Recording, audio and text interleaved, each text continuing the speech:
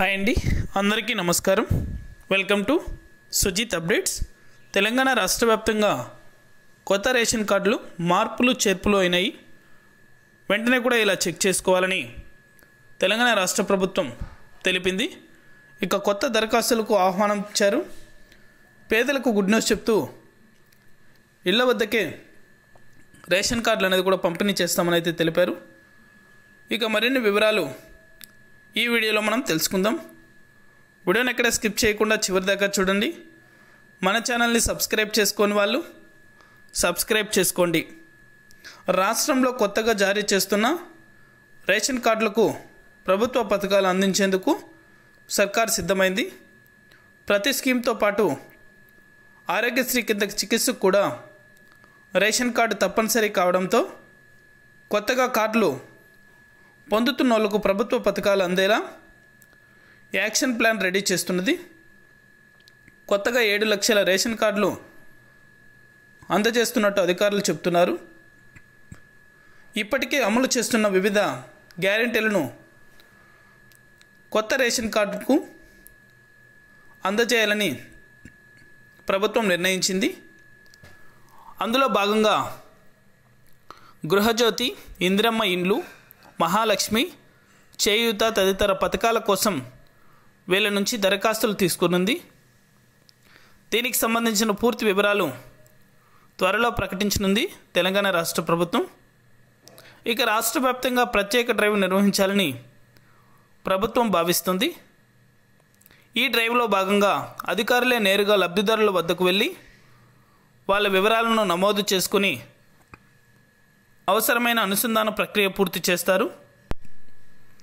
దీనివల్ల లబ్ధిదారులు కార్యాలయాల చుట్టూ తిరగాల్సిన అవసరం లేకుండానే సేవలు పొందుతున్నారు.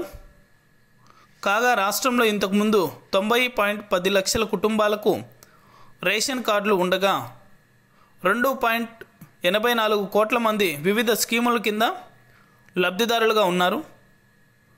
అయితే ప్రభుత్వం ఇప్పటివరకు కొత్తగా 3.50 లక్షలకు పైగా రేషన్ కార్డులు మంజూరు చేసింది. మొత్తంగా 7 లక్షల కుటుంబాలకు కొత్తగా కార్డులు ఇవ్వనుంది.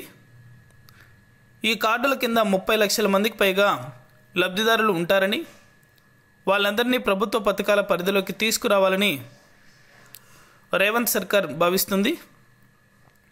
దీంతో రేషన్ కార్డులు లేని కారణంగా ఇంతకాలం ప్రభుత్వ పథకాలు అందని వాళ్లకు ప్రయోజనం అనేది కూడా చేకూరుతుంది. ఇక ఇంటి వద్దకే పేదలకు రేషన్ కార్డులు అనేది కూడా పంపిణీ చేయాలని అయితే తెలంగాణ సర్కార్ భావిస్తూ కొత్తగా రేషన్ కార్డులకు అప్లై చేసుకున్న వారికి మార్పులు చేర్పులు అనేది కూడా చేయడం జరిగింది.